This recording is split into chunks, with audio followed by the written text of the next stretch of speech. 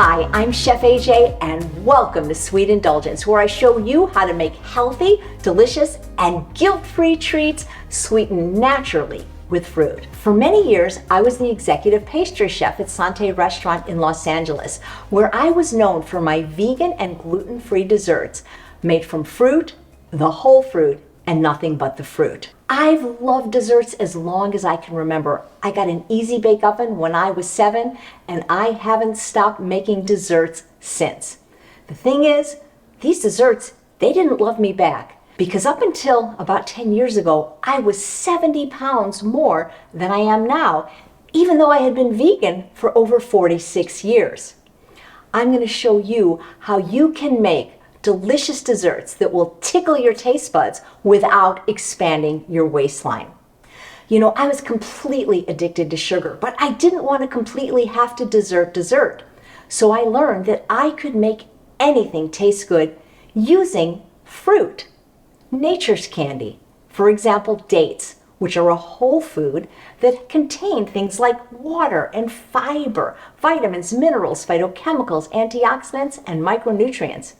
You know, there's not really anything good I can say about sugar, but fruit is amazing, and you'll be surprised how these desserts look and taste like all the desserts that you're familiar with. Your family and friends will love them, I promise you, and they're pretty easy to make as well. You know, according to the USDA, many Americans consume over 150 pounds of sugar per person per year, and I haven't eaten any in over 20 years, so there's probably somebody out there that's eating my share. Well, I'm going to show you that you don't have to dessert, and you can have a delicious dessert. You know, you notice that dessert is the last course usually because we always save the best for last. And today I'm going to show you some of my favorite desserts that are really easy to make with familiar ingredients that you probably already have in your pantry. We're going to start with one of my favorites, a rustic fruit tart, followed by the peanut butter paradise parfait. It's a layered dessert. It's so pretty. And we're going to end with a decadent and sinful strawberry chocolate cheesecake. Let's get cooking.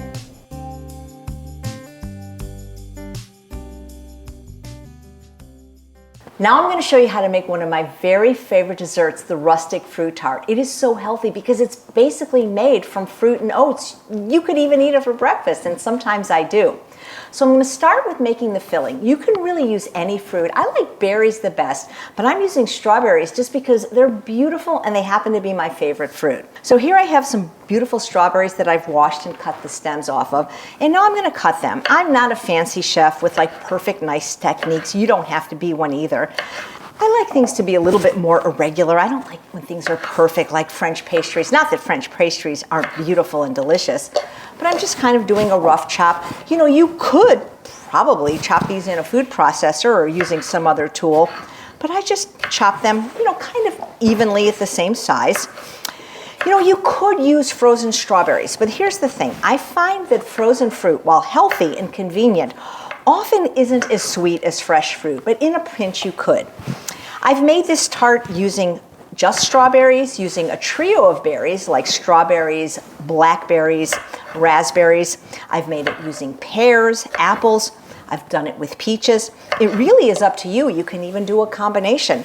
I mean, once all I had was canned unsweetened pineapple, and I used that. I want to tell you a little story about how this dessert was created, because it's kind of funny. So I moved from Southern California to Northern California a few years ago. And when I left, I had a going away party, a farewell party, and it was open house from 12 to 5. I made a lot of food, invited all my friends, and since we were moving in a day or two after that, I sent all the food home with the guests. Well, there were a couple of guests coming from Los Angeles that got lost, and they literally showed up at 10 minutes to 5, and all the food was gone. But I was able to make this dessert really in no time, because actually my strawberries were already sliced, and that's probably the longest part of this dessert. And they loved it. You can make this completely uncooked. We're going to cook the little tart shell for probably about 5 minutes, but when you're in a hurry, you don't even have to cook it. You can do it just then. I find that if you do cook it for about 5 minutes though, it keeps better. And what I like to do is batch cook these. So what I mean is the filling I can make at the last minute, but the tart, I'll make several of them in advance and keep them in an airtight container. And then anytime I want a quick dessert or company comes unexpectedly, or in this case for the party, they come late, I can have a delicious dessert. And really the filling is just your fruit of your choice. So what I'm going to do is I'm going to macerate these berries. Now, the word macerate literally means to soften with a liquid. Sometimes you go to a restaurant and you'll see a dessert like a sundae, it'll say with macerated berries. And people just assume it has sugar because often they do macerate fruit in a simple syrup, a liquid with sugar in it. But macerate literally means just to soften. I can soften these to get kind of a gooey little sauce going, really with any liquid. I could use water if I wanted to, and truthfully, if you cut your fruit in advance and let it sit, it sort of macerates itself. So you can macerate with things like fruit juice. I would use unsweetened fruit juice, like maybe pineapple or orange juice. But what I really like to use to macerate my berries is a good quality balsamic vinegar. And my favorite brand is California balsamic because I can use it not only in desserts for sweetness, because the sweetness comes just from the grapes, there's no added sugar, but I can also use it as straight up salad dressing since I'm someone who does not eat any oil. Balsamic vinegar is delicious, and you can use a clear one that is a white-based one, white balsamic, or you can use a dark one, but I prefer to use a fruity flavor, and I'll switch it up. So today I'm going to use simply lemon, but I've used peach, I've used coconut, I've used orange, I've used fig, I've used pineapple. So it's really fun because then I can just get a different flavor every time. You know, there are tools where you can cut strawberries very quickly, and I thought I had one, but I didn't. But you know, it's very, for me at least, meditative doing chopping and, you know, having my hand involved with it rather than using a machine. But believe it or not, I used to teach healthy vegan cooking to the blind at the Braille Institute, and I learned that a lot of the tools that make it easier for blind people to cook also make it easier for sighted people. So you're going to see the difference between how berries look before they're macerated, because I have some right here that I macerated a few hours ago. So you can see it's almost like they get a cooked texture or a texture like they would have if they've been frozen. But the main thing is by macerating them, they just get very, very soft, and that's what we're looking for. I will put in probably a tablespoon or two of the California balsamic vinegar. I really don't measure, you can, but usually I just eyeball it. Any fruit that's in season will work. When a fruit is hard though, like an apple, you want to cut it very small because it's not going to macerate the same way as a berry is. It's not going to give up the juice or the liquid when there's not much juice or liquid in it. Oh, mango was another fruit I've used in here. Really, really delicious. You can see the difference between what berries look like when they've been macerated and when they've just been cut. And again, you don't have to macerate them long, you know, maybe an hour or two. I love these little squeeze bottles because you can get them through TSA. And I just kind of cover it like that. I don't know, that was maybe 2 tablespoons. And then in an hour or so, this will look like this, and I'm going to show you how to make the crust.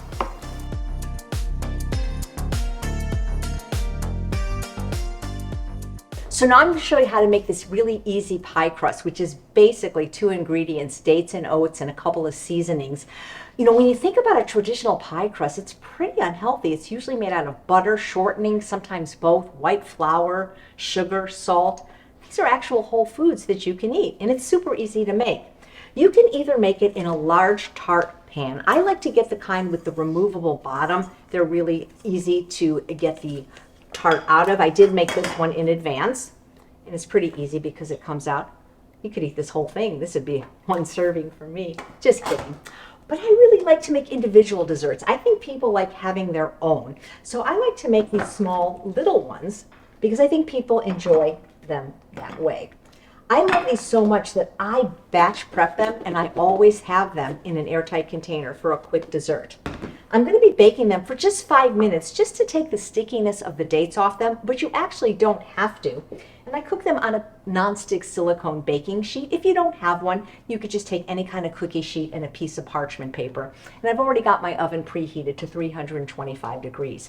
You want to make sure not to overcook these or they will get really, really hard.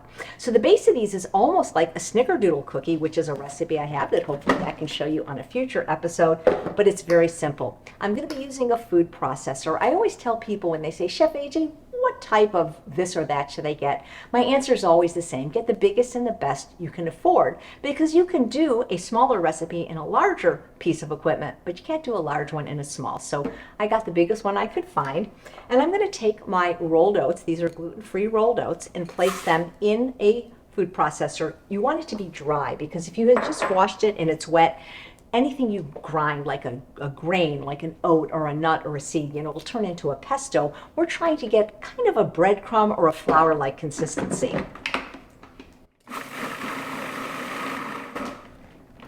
I don't like to grind it super fine, because if I did, I would just use oat flour. I like when it has a little bit of texture and toothsomeness. And then I'm going to add my spices. I love the spices from Local Spicery, and I'm using their Saigon cassia cinnamon. It's different than regular cinnamon. I don't know how it's different, but it tastes like it has sugar in it, but it doesn't. And it's particularly delicious in desserts. And I'm using their vanilla bean powder. Vanilla is the second most expensive spice in the world. And once you try the whole vanilla bean, getting it in powder is much more economical than actually using a vanilla bean. If you can do that, that's great. You'll never go back to extracts. Extracts, often have sugar. They call it glycerin, but it's still sugar, or they have alcohol. So get the real vanilla bean powder if you can. I'm going to add my spices. Cinnamon and vanilla. What could be better? And I'm just going to quickly pulse again. And then I'm going to add my pitted dates. So I'm using Deglet Nord dates because they are the most economical, and I can find them at big box stores, organic, at very good prices. They say they're pitted, but they often aren't. And so what I recommend you do is not only squeeze each one, but cut them in half, because you don't want a rogue pit in there. It can damage the blade of your food processor, and it can just be an unpleasant experience. So I've got my dates. Now, any date would work. Medjool dates, people love them, but I find that in desserts, medjool dates are so much stickier that I have to bake them a little bit longer. So keep that in mind. If your date is sticky, you might want to bake it a little bit longer. But then again, you might not want to bake it at all. It's your recipe, you do it your way. So what I'm going to do is I'm going to process this now until a ball starts to form.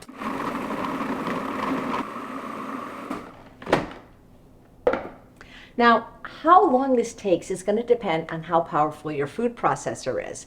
So what you're looking for is for it to stick together in a ball, but not crumble. So this is not quite done. So what I need to do is either add a few more dates or let it run a little bit longer.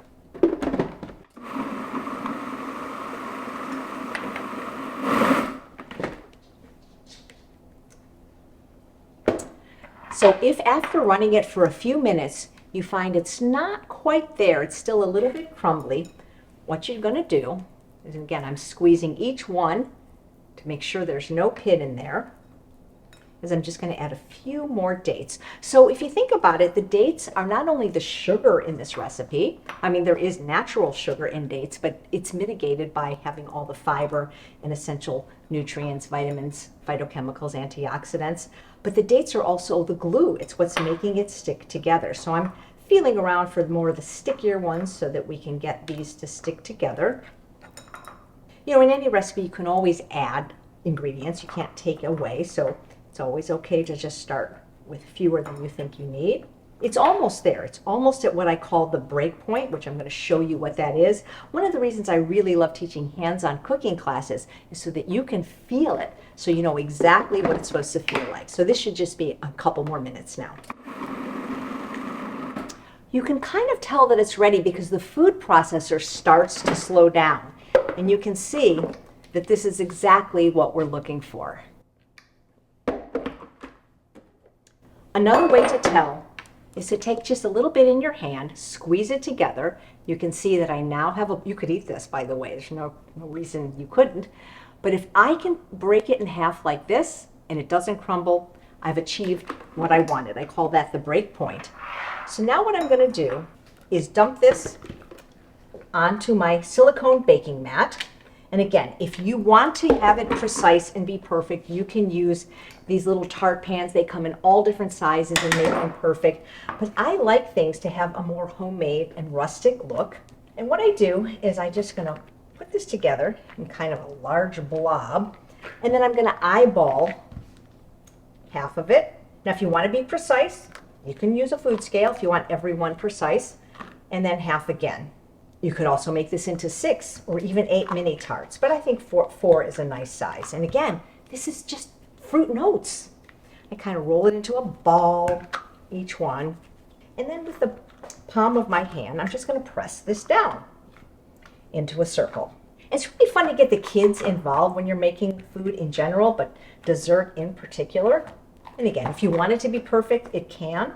But we're just looking for circles now. And then we're going to build up the sides. I call it the lip, so that we have plenty of room for our delicious filling. You know, traditional pie crusts, I mean, I never cared for them. They don't taste very good to me, but this basically tastes like a delicious cookie. So I've served this many times and people just, they don't even want the fruit. They just want to eat the crust. And you can fill these with anything you want, really. So as you smush it down, you kind of build a lip. And that's why if you don't enjoy this part of it, you can just get the Tart pan and push it in and make it however you want. And then you kind of push the sides. And again, you can take all the time you want to make it as perfect as you like, but it does need to stick together. That's why you have to wait for the break point. When I have these all done, I'm going to pop them in a 325-degree preheated oven for about 5 minutes. It's important when you bake anything, especially vegan desserts, that you don't overmix too much. And I always like to let things just sit in the oven a little bit before I take it out. Just kind of let that oven cool down naturally. I mean, cinnamon and vanilla are a match made in heaven, especially when you get quality spices like the ones from local spicery, where they're made in small jars, non-irradiated. You know, it's great to save money at big box stores, but you know, buying spices in bulk, I don't think is a great idea. It's not that they will harm you if they're expired or older, but they lose their potency. There we go. And again, you can see these aren't perfect. I don't go for perfection. I kind of like that each one's a little different. And like I said, we can just fill these like this, but they have a tiny bit of stickiness because of the date. That's why I like to cook them just for a very short time, just to get that stickiness off and just so that they'll keep for a very long time. So I think that's pretty good. I'm going to pop these in the oven and then I'm going to show you how to fill the ones we already made.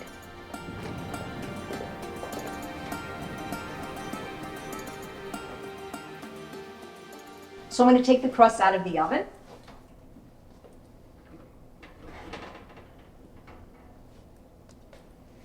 One of the things about being a recovering pastry chef is I almost don't even need to use gloves anymore.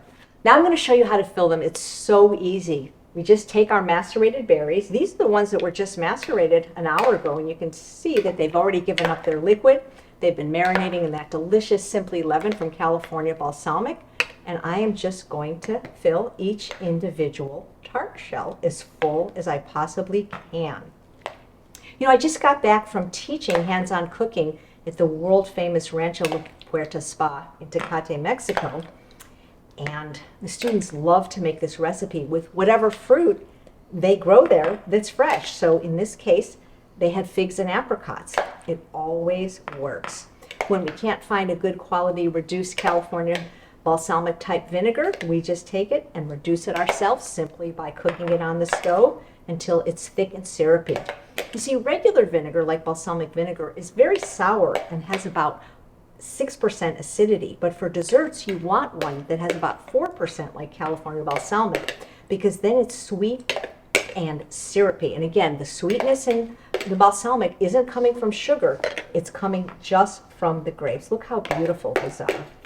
I always like to top things with a little bit of fresh mint from the garden. I don't know how I planned it so perfectly that each one is perfectly filled.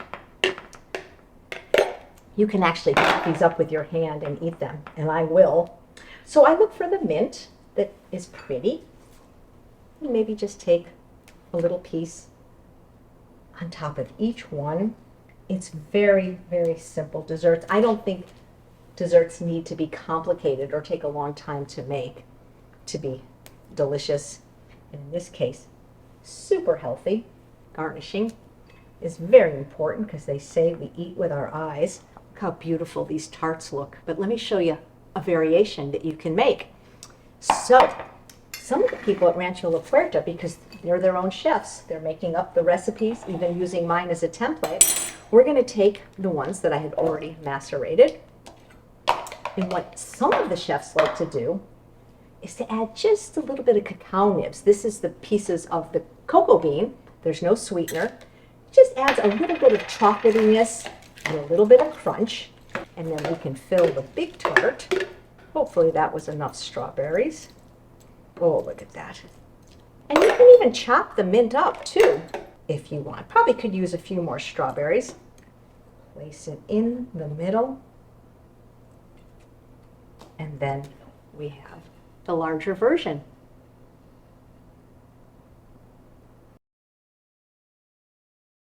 I also want to show you a variation for plating. They did this at the restaurant. There was a person, that's all they did. You can make a simple, delicious strawberry sauce just out of strawberries and dates, and you can decorate your plate. And look how pretty it looks when you put it on it. Should I try it? Okay, you twisted my arm.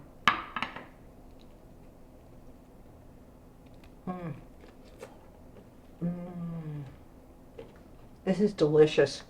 I think you're really going to like it.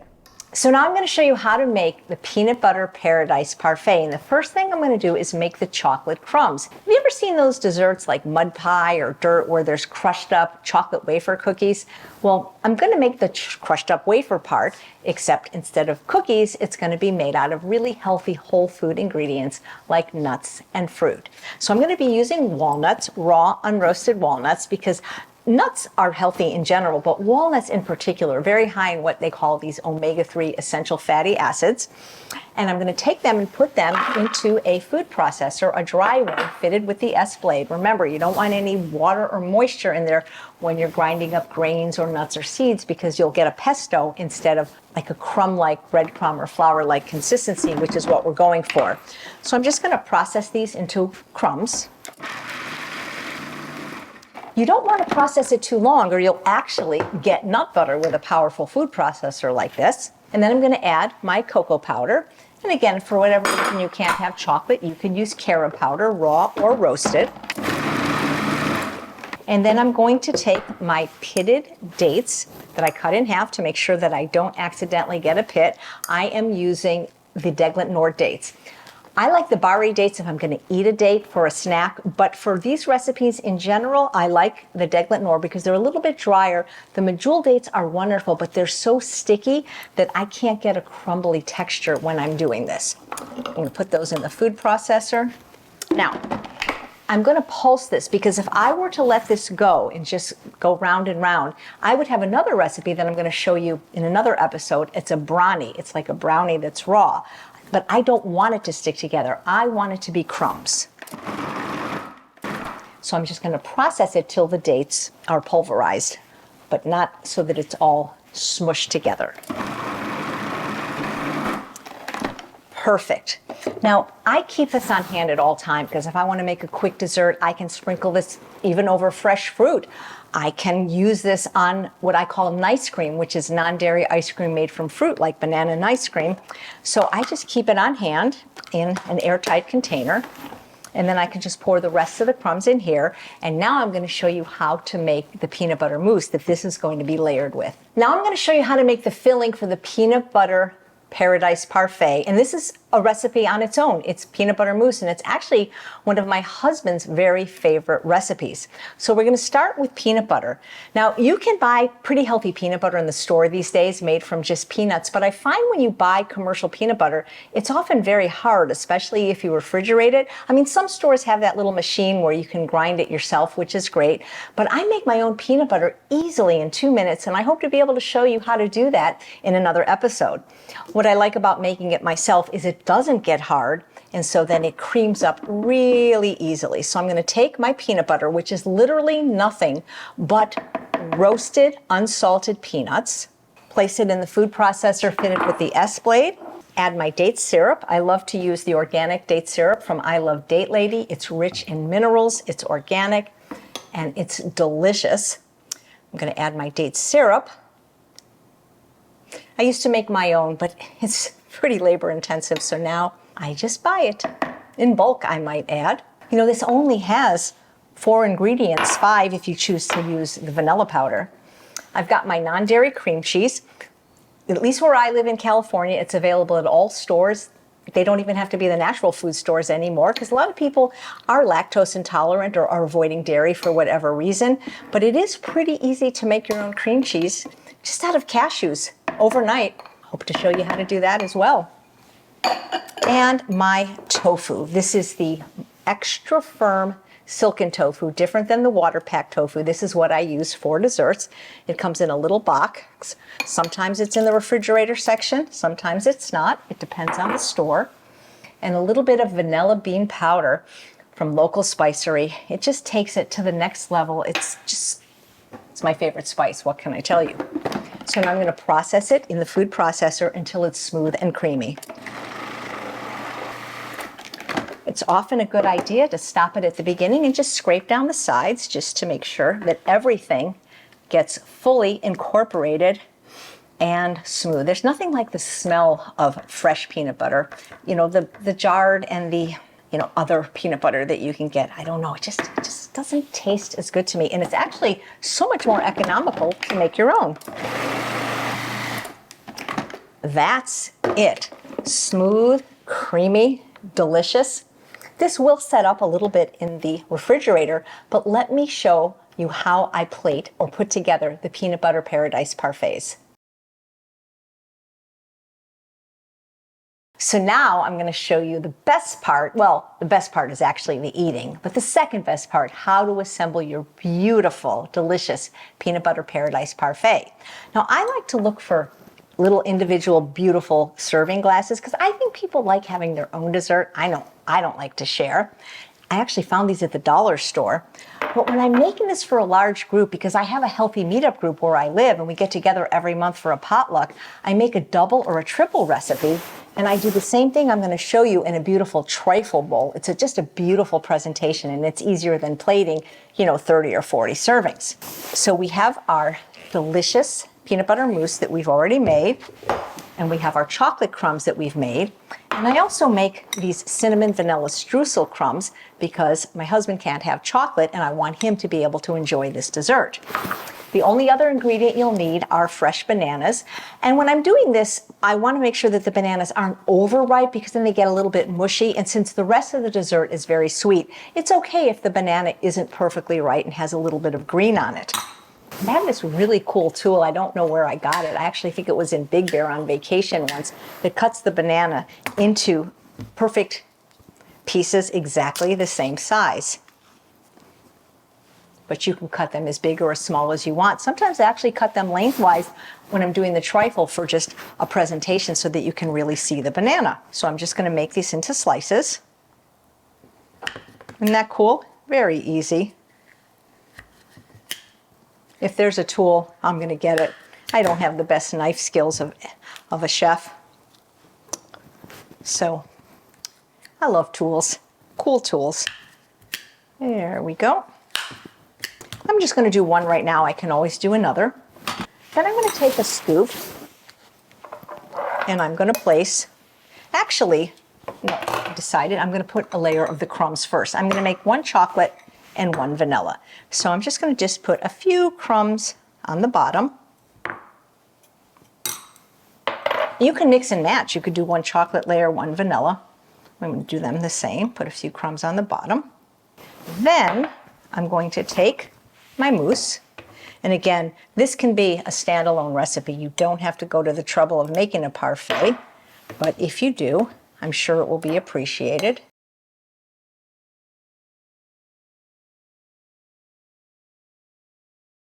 Again, probably a little bit shorter of a glass might have been a little bit better, because this would be a huge amount of dessert if I was going to make the whole thing. So I'm just going to kind of shake it around a little bit. Then I'm going to just take a few slices of my banana on top, and you can put them in this way. Sometimes I put them in so that they show up off the side. Got a little bit of mousse there. I'll use my banana peel as a napkin. How do you like that? So then you can decide if you want to do a few more crumbs. It's really up to you. Get the kids involved, have them customize it. People love customizing their desserts. That really probably is enough for a serving, but these are extra large glasses, so we will double it up.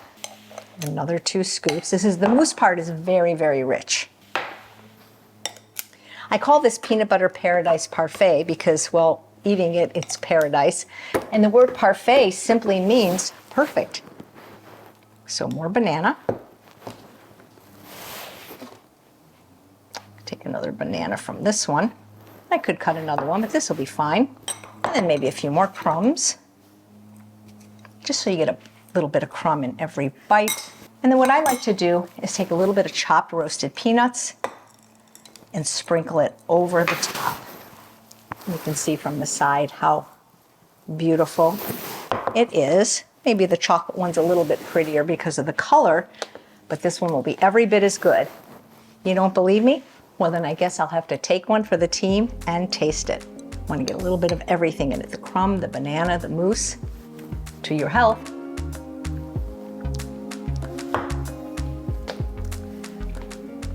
That is absolutely delicious. I hope you'll try it. So now I'm going to show you how to make a decadent strawberry chocolate cheesecake, the pièce de résistance. Sorry, my French isn't great, although I was raised by a French aunt, believe it or not. We're going to start with the pan. So for cheesecakes, I like to use spring-form pans, and they come in many different shapes and sizes. I have large ones that are rectangular. I have heart-shaped ones. They come with glass and silicone rings, but you can get these fairly inexpensively at a restaurant supply store or online. So a cheesecake pan has sides, and they are removable like this. Now, I like to take a piece of parchment paper because then it makes cleanup even easier by placing it on the bottom ring and then placing the ring on top of it. And then you'll have that one little ring to clean, but you don't have to do this. So we're gonna put our pan aside for now, and we're gonna make the crust. Again, the crust is so easy. It's basically made out of 2 or 3 ingredients if you choose to use the vanilla bean powder.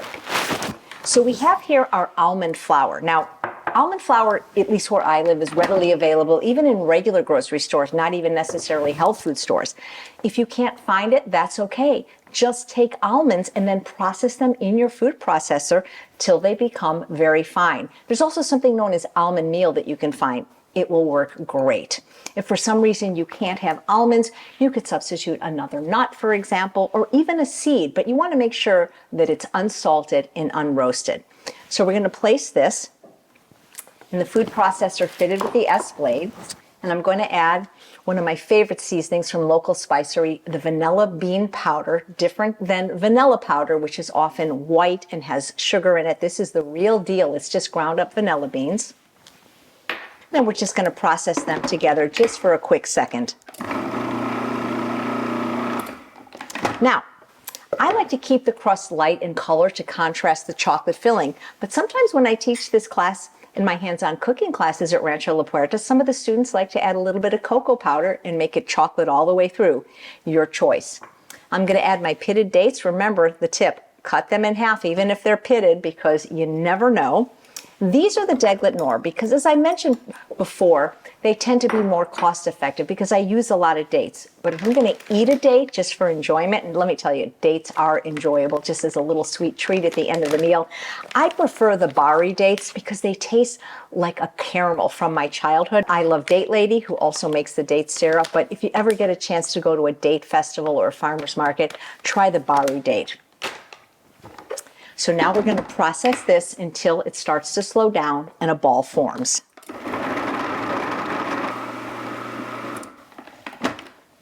How long that takes will depend on how powerful your food processor is, but the way I know it's ready is I reach my hand in and I squeeze a little bit of it together, and when I can form a ball easily, break it in half without it crumbling, I call that the break point, I know it's ready. And you can see that these crumbs look like graham crackers. So when I grew up, all the cheesecakes that we made had a graham cracker crust, which is why I like to keep it this color instead of using the cocoa powder. It's very easy. You just press it in the pan with your hand. I'm using the heel of my hand here just to get it evenly distributed. And you know, what's great about this recipe is you don't even have to cook it. You know, many of us live in places where it's really hot. I know I used to live in the desert and I never wanted to turn my oven on. So I really appreciate being able to make easy, healthy desserts. Eating without heating is what I call it. And they're actually, I think, a lot of times simpler to make and take less time. So there I have my beautiful crust. And you know, it doesn't have to be perfect because it's going to have a topping. It smells really good. So now I'm going to show you how to make the filling for our decadent and dairy-free, vegan, and date-sweetened strawberry chocolate cheesecake. So we're going to start again with our food processor fitted with the S-blade, and then we're going to add some ingredients to it. I have my non-dairy cream cheese. You know, it's so easy now to find it even in regular supermarkets, but I can make it myself easily out of cashews, which I'd love to show you in a future episode. It's really that easy.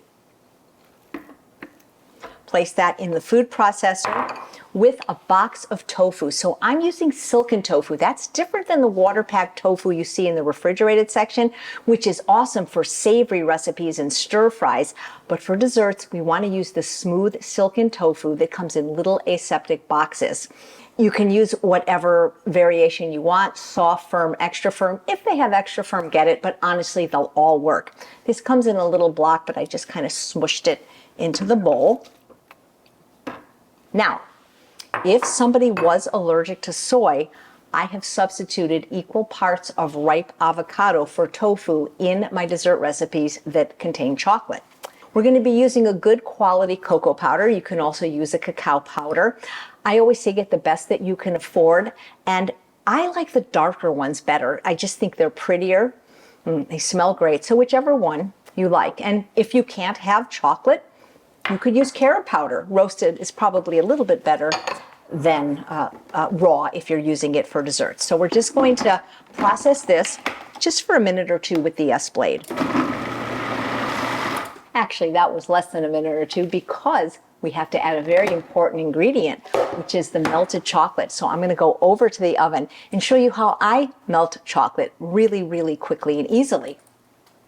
So it's perfectly okay to melt chocolate over a double boiler if you have one, and if you don't have one, you can put a pan over a pot.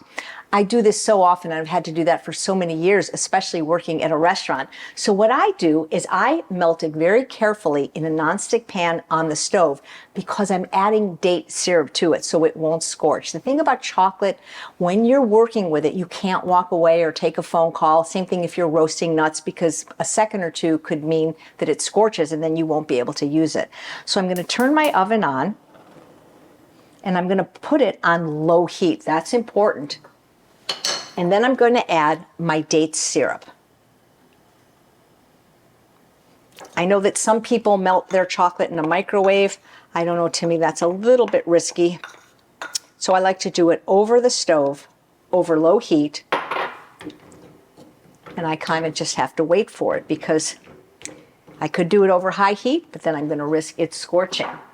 So what is date syrup? Date syrup is amazing. You know, it's been around in the Middle East for centuries because it's so hot there that when dates ripen in the sun, they actually do produce a date syrup. Now, because it's readily available, I use my favorite brand. It's organic. I love Date Lady. It comes in these bottles, but I prefer the half-gallon myself. What I love about date syrup is it tastes like dates. It's delicious without being sickly sweet. And again, you've got the nutrients intact. I wrote a book once called Unprocessed because my feeling is we should be eating food that comes from a plant rather than food manufactured in a plant. And my litmus test for whether or not I will eat something is, can I make it easily in my own kitchen? Even though I didn't make the tofu and the cream cheese, I know how to make that, and it's pretty easy. And it's the same with date syrup. As I said, I have been off refined sugar for over 20 years. I used to make my own date syrup. As a matter of fact, my first book had a recipe for it. It's not that hard. You take dates and you boil them with water and reduce it, and then you blend it. Some people strain it, some people don't. Oops, if it starts to bubble, it's a little too high. But now that this wonderful product, I Love Date Lady, is commercially available, I just buy it. It's easier. You can also buy date paste, which is literally just dates. If you're not familiar with dates, I hope you give them a try. Because if it wasn't for dates, I don't think I could ever have gotten off sugar. I was such a sugar addict from the time I was born until I was 43 years old. That's how I became obese and quite unhealthy. Drinking soda all day, eating all kinds of candies, cakes, cookies, pies, and ice cream. They were vegan, but they weren't healthy. If you feel like it's bubbling too much, you can just lower the heat. Because again, we don't want it to burn or scorch, but when you're melting it with the date syrup, it's less likely to happen, but you still got to pay attention to it. And again, if you use a nonstick pan, just make sure, it's one that's safe. This one I'm sure about, but you can also use stainless steel. This is just a lot easier for the cleanup. Oh, the chocolate I'm using is 100% cacao. That's it. There's no sugar in it, there's no artificial sweeteners or 0-calorie sweeteners, which, let's face it, at least the doctors that I work with say aren't any better for you than sugar because they're really disruptive to your gut microbiome. That's why I prefer to use just the whole fruit.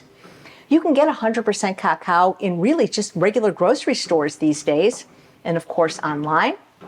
There's many different brands. And by using dates and date syrup, you control the amount of sweetness in your recipe to your liking. So now I'm going to turn the heat off and I'm going to walk back to the food processor and finish the filling. So now I'm going to take this luscious melted chocolate and date syrup and carefully pour it into the food processor that has our already blended tofu, non-dairy cream cheese, and cocoa powder. That's beautiful. Ooh. Put it back on the stove. Now I'm going to process until it's smooth and creamy.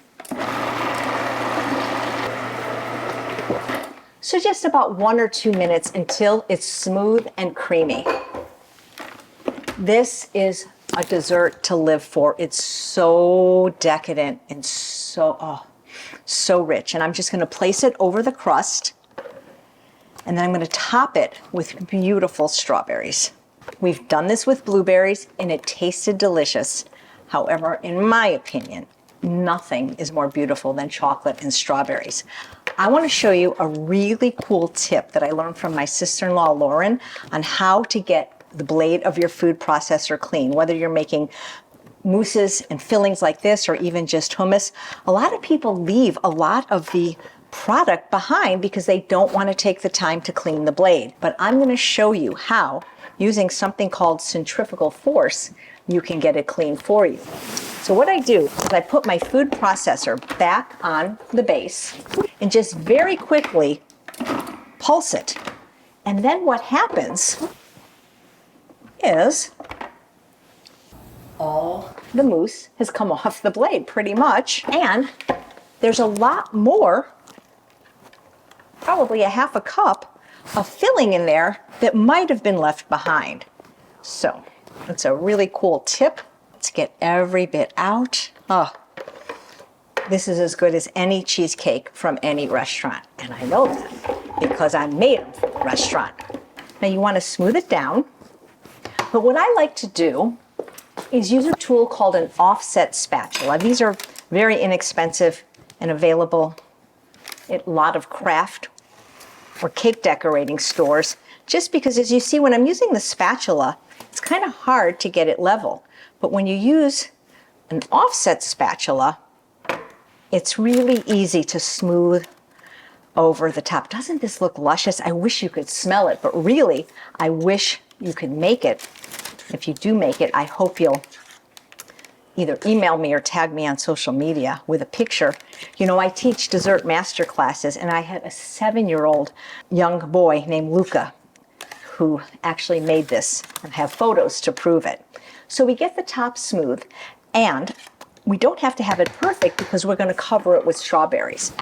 So here are my beautiful strawberries. What I like to do is get the biggest ones I can find. Some seasons they're not going to be that big, but I look for the biggest ones I can find, and then what I do is I just simply cut the stem off, and then I just press them down. I start usually in the middle for one, just to make sure I have one in the middle, because I never know how many I will need.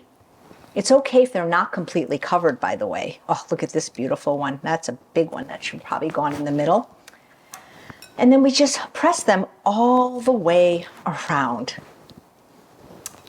Fruit and chocolate are simpatico, if you ask me, a match made in heaven. They just go together so well. And again, get the kids involved. Kids love dessert. Grown-ups love dessert too, but it's so fun to make it. And you know, when you get kids involved in the kitchen, they're more likely to eat healthy because they're going to be proud of it because they helped or they made it. So we're just going to put these all the way around, or as much around as we have them for. It's okay if some of the chocolate goes through. You can always move it. See, you can move it. It's not a problem. And of course, depending on what size springform pan you choose, you know, the surface area will be different. Some springform pans are a little bigger, some are a little bit smaller. But again, we try to get as many strawberries as we can, and that's okay. Actually, I think this is going to come out perfect because I have 2 more strawberries here. I was going to save one to show you how to make a strawberry fan. So what I'll do is I'll show you how to make that strawberry fan, but I'm still going to use it in here because I think I need it. When I make a strawberry fan, I look for the biggest one I can that's kind of perfect in size, that has a nice stem on it. And so what you do to make a strawberry fan is you take a small knife and you make little cuts, but you don't cut all the way through, but you try to cut almost to the top of the stem, and then you just press with your thumb, and then you have a beautiful strawberry fan. This would have been perfect on our rustic fruit tart, or really over any dessert, and you can place it like that. You can also make strawberry roses, but as I said, I need this to go on this dessert, so we're just going to stick it back together and put it right there. This is pretty much set up, but it's best if you stick it in the refrigerator for a little bit of time just to make it easier to cut. I know some people have put it in the freezer, but with the strawberries on it, you probably don't want to do that because you don't want your strawberries frozen. And it's beautiful just to serve it like this. But I like to make it even more beautiful by creating a little chocolate drizzle. And I'm going to go back to the oven and show you how that's done. So now I'm going to show you how to make an optional chocolate drizzle for the top. I'm using the same pan because all I had in it was chocolate and date syrup, and that's what I'm going to have it in right now. I have a little bit of my unsweetened 100% cacao. Did you know that cacao beans are actually a seed and they were used in the Aztec civilization for currency? People love chocolate. It's the #1 most craved food in the world. I'm going to turn on my oven. Bring it to a low heat, and then I'm going to add a little bit of my date syrup to melt it. All right. That was the date syrup, not me. This stuff is great over pancakes, over waffles. And so we're just going to melt this. It's going to melt very quickly, and then using a fork, I'm just going to drizzle it over the top of the cheesecake. If for some reason it wasn't smooth enough or creamy enough, we could add just a tiny bit of non-dairy milk, but we don't need to do that here because I can see how nicely it's melting. Beautiful. Oh, and again, feel free to do this over a double boiler. I just find it's easier for me to do this. Also, make sure you don't use metal if you're using a nonstick pan. It can actually mar the coating. I've had this pan for 30 years and it's perfect. Oh, look at that. So what we want to do is work quickly. So I'm going to now walk back over to the cheesecake and start my drizzle.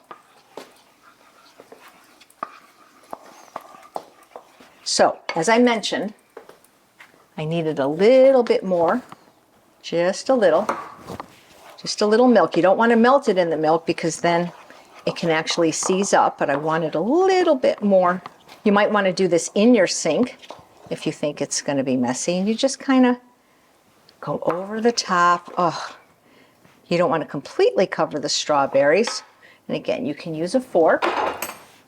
If you're doing it in the sink, you can just use a fork and kind of flick it. And again, I don't want to flick it here because then I'd have a big mess, but sometimes I have a farmhouse sink where I can flick it and it only goes in the sink. And again, you can use all of it or some of it. I'm told that there's no such thing as too much chocolate. And I'm telling you, this will wow your company. People will not know that it's vegan, gluten-free, dairy-free, refined sugar-free, meaning sweetened only with dates. You just have to work quickly because it does harden fairly quickly. It's going to look so pretty when we take it out of the ring, but we need to let it set up just for a little bit in the refrigerator so that it'll be easily sliced. There we go. I probably always put on more than I need to, but you know what they say, right? If a little chocolate's good, a lot is better. So now I'm going to pop this into the refrigerator, let it set up a little bit, then I'm going to take the ring off and show you what it looks like when it's done. So now for the moment you've all been waiting for, the unveiling. We've had this in the refrigerator for about 2 hours. Usually I would do it probably more like 4 or overnight, but let's see how it looks. All you do is open the ring on the side like this, and it lifts off really easily. If you have a kid or a husband, they can just lick the side right there so that nothing is wasted. And again, what I love about using the parchment paper is look how easy I can pick it up. Actually, I'm going to try something dangerous here. See if I can just move. Oh, yeah. Okay, look at that. Isn't that beautiful? The crust looks just like your traditional graham cracker crust. Pretty, oh, this weighs a ton. A beautiful white plate with gold trim. And now, the proof of the pudding is in the eating. So let me find one of the beautiful strawberries. I like to cut around the strawberry rather than cut into it. It cuts very, very easily. Now this is very rich, so small pieces should be enough to satisfy even the biggest chocolate lover. The first piece is usually the most difficult to get out. Look at that. Oh, whoops, stand up straight. There you go. Look at this beautiful, dairy-free, decadent, date-sweetened, vegan and gluten-free chocolate cheesecake. I wonder how it tastes. Get a little piece of the crust. I want to make sure I get a strawberry. Oh my God. This is so rich, and it's not too sweet because we used the lovely date syrup and the unsweetened chocolate. I mean, this is the kind of dessert you'd find in a fine restaurant, which is what I used to do. I hope you'll try this, and I hope you'll love it and let me know. Thank you for watching Sweet Indulgence, where I showed you how to make a rustic fruit tart, a peanut butter paradise parfait, and a sinful decadent strawberry chocolate cheesecake.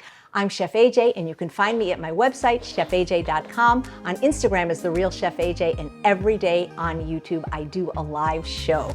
I hope you'll come back for the next episode where I'm going to show you how to make my world-famous German chocolate cake. Until then, happy eating. You don't have to dessert when it's made from fruit, the whole fruit, and nothing but the fruit.